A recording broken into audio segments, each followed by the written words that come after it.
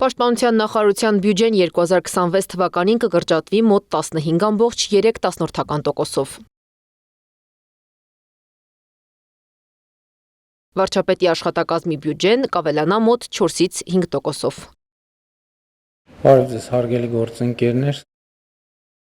Կառավարությունից չեն մեկնաբանում, ինչու է նման վերաբաշխում եղել։ Տնտեսագետ Գագիկ Մակարյանը կարծում է, 2026-ին երկրում երկու ֆորում է կազմակերպվելու, որի հարցերով զբաղվելու է վարչապետի աշխատակազմն ու գումարը հավանաբար դրա համար է ավելացվել, իսկ պաշտպանության նախարարությունից կրճատել են դեպի խաղաղության տանող ճանապարհի համար։ Խաղաղության կոնտեքստում հնարավոր է, որ սա նաև արվում է նրա համար, որ ավելի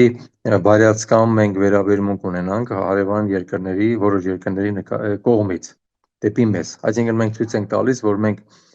նպատակներ չունենք, որ մենք հարձակողական չենք, որ մենք մեր բյուջեն նույնիսկ արդեն նվազեցնում ենք հավատալով, վստահելով, որ